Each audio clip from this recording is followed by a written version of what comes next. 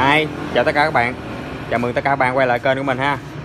Thì nay mình mới đi bãi về đây, lấy được mấy cái súng đây. Mấy cây súng vít. Bây giờ mình lấy xuống cho các bạn xem ha.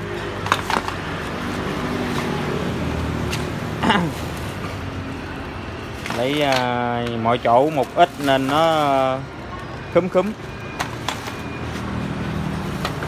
Ok. Còn cái bao này nữa nè. Còn bao, lấy cái bao này xuống luôn đi.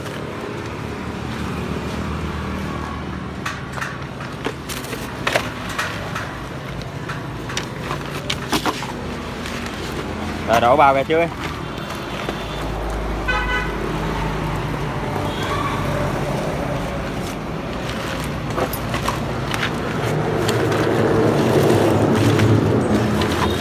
Xịt chậm chưa.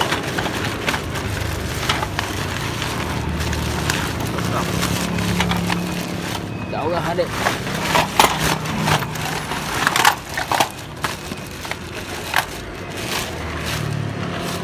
Mấy cây bắn vít này các bạn.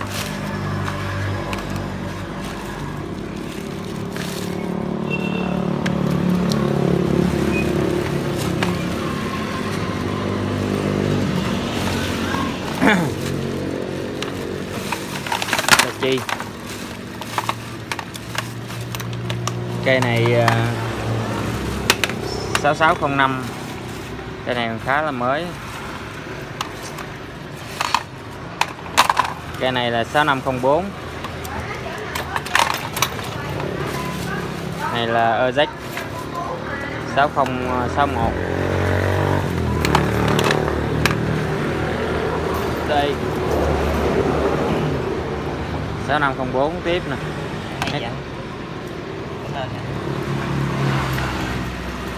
Con này 6504 luôn.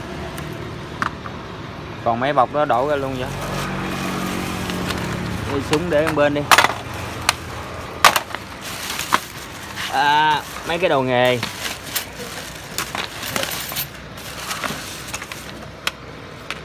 Pin 14.4. Cái này là 6507 nè các bạn. Nhưng mà nó bị chóc hết rồi. Này Ryobi luôn ha. 1225. Này Ryobi ti luôn.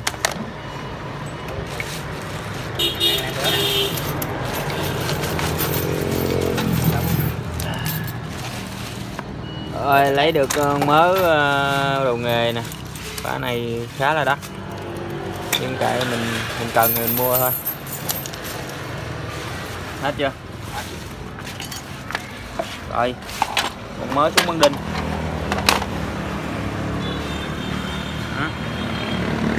Chung là đồ pin này được mớ này đây. Chung mấy đồ này mình cũng thích. Tại nó khá là mới. Quay ngược sáng. Khá là mới ha. Mấy con này mình làm lại thì nó sẽ rất là ok. Được con Hitachi này mới toàn. 6506.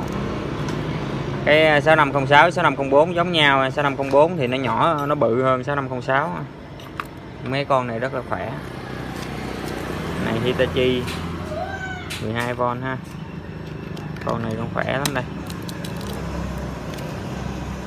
Con này 1225. Con này với con này giống nhau. Hai con ha. Đó. Rồi. Sáng đi bãi về được nhiêu đây thôi. Quay chia sẻ cho các bạn xem chơi.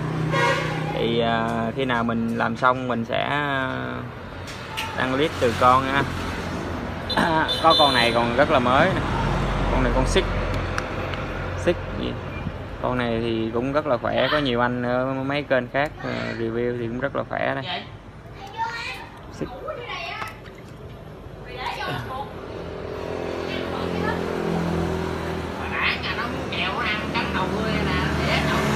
Số 507. Ồ. Nó lấy lộn cục pin không thấy. Sao? Rồi ok. Cảm ơn các bạn đã xem video ha.